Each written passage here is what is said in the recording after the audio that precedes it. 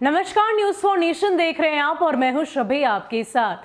बिहार में नीतीश कुमार 7वीं बार मुख्यमंत्री के तौर पर उन्होंने शपथ तो ले ली, लेकिन कहीं ना कहीं वो जीत कर भी हार गए हैं। हम ऐसा इसलिए कह रहे हैं क्योंकि लगातार उनकी तरफ से अपनी जीतने के बावजूद हार की समीक्षा की जा रही है और कहीं ना कहीं अपने हार का ठीकरा भाजपा पर वो फोड़ते नजर आ रहे हैं।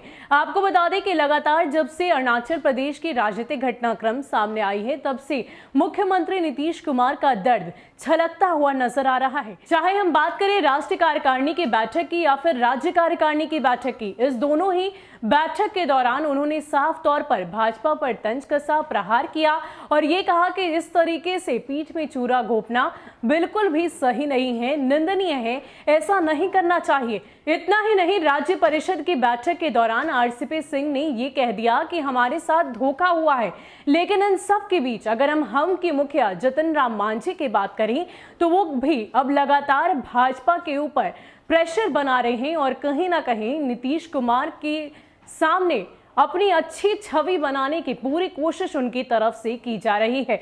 बताया तो ये भी जा रहा है कि कहीं ना कहीं अपने निजी मंशा को लेकर मांझी इस तरीके से भाजपा पर प्रेशर बनाते दिख रहे हैं। अगर आज की ही बात की जाए तो आज भी उन्होंने अपने ट्विटर हैंडल से इशारों में भाजपा पर बहुत कुछ कह दिया। सबसे पहले आप देखिए कि मांझी के ट्विटर हैंडल पर क्या कुछ लिखा गया है। राजनीति में गठबंधन धर्म को निभाना अगर सीखना है तो नीतीश कुमार जी से सीखा जा सकता है। गठबंधन में शामिल दल के आंतरिक विरोध और साजिशों के बावजूद भी उनका सहयोग करना नीतीश जी को राजनीतिक तौर पर और महान बनाता है। नीतीश कुमार के जज्बे को मांझी का सलाम।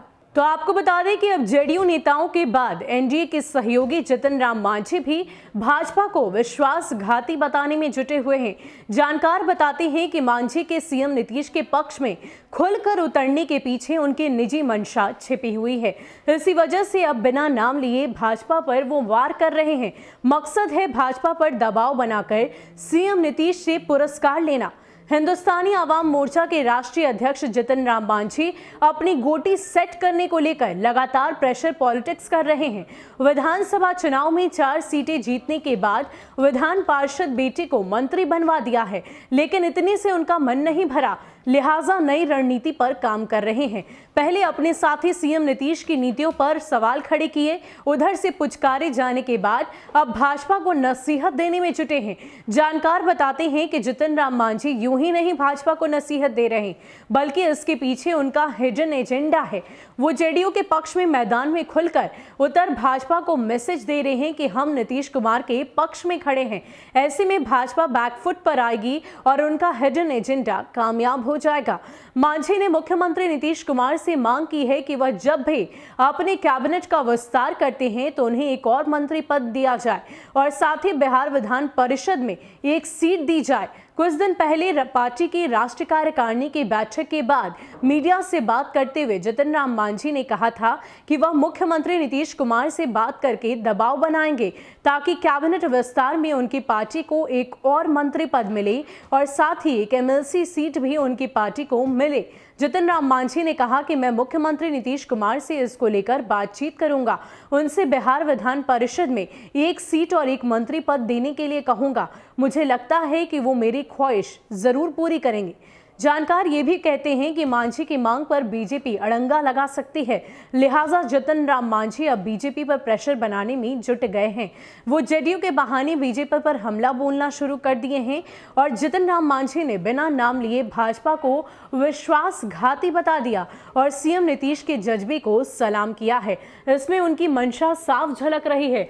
सीएम नीतीश ने फिर से सहयोगी बीजेपी पर इशारों में बड़ा हमला बोला था। जदयू के 2 दिवसीय राज्य परिषद की बैठक में बोलते हुए सीएम नीतीश ने कहा कि चुनाव प्रचार के समय शाम में आते थे तभी संदेह पैदा हो गया था। नीतीश कुमार ने कहा कि उन्हें पता ही नहीं चला कि कौन दोस्त है और कौन दुश्मन, किस पर भरोसा करें और किस पर ना करें, लेकिन तब तक बहुत देर हो चुकी थी। मुख्यमंत्री नीतीश कुमार ने कहा कि एनडीए में 5 महीना पहले ही सब कुछ तय होना चाहिए था, लेकिन ऐसा नहीं हुआ। इसका नतीजा ये हुआ कि जेडीयू 43 सीटों पर आकर ठहर गए। उन्होंने अपने नेताओं के मनोबल को बढ़ाते हुए कहा कि चिंता छोड़िए और मजबूत होकर तैयार रहिए, परिवर्तन जरूर होगा। सीएम नीतीश के इस बयान के बाद सहयोगी जितन राम मांझी खुलकर मैदान में उतर गए हैं और बीजेपी को लगे हाथ नसीहत दे डाली है।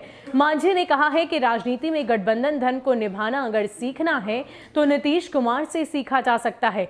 गठबंधन में शामिल दल के आंतरिक विरोध और साजिशों के बावजूद भी उनका सहयोग नीतीश कुमार को करना राजनीतिक तौर पर उन्हें और भी ज्यादा महान बनाता है। नीतीश कुमार के जज्बे को मांझी का सलाम। तो हम के मुखिया जितन राम मांझी ने जिस तरीके से अपने ट्विटर हैंडल से इशारों ही इशारों में भाजपा को विश्वासघाती बता दिया है, ऐसे में साफ तौर पर नजर आ रहा है कि किस तरीके से वो भाजपा पर प्रेशर पॉलिटिक्स खेलकर कहीं ना कहीं नीतीश कुमार से अपनी जो कुछ भी ख्वाहिश है वो पूरी कराना चाहते हैं। आपको याद हो तो अपने राष्ट्रीय कार्यकारिणी की बैठक के दौरान जितन राम मांझी ने साफ तौर पर अपनी जो ख्वाहिश है वो नीतीश कुमार के सामने जाहिर की थी और ये कहा था कि मुझे एक मंत्रिमंडल विस्तार में एक मंत्री का पद चाहिए और साथ ही साथ विधान परिषद में भी एक सीट चाहिए।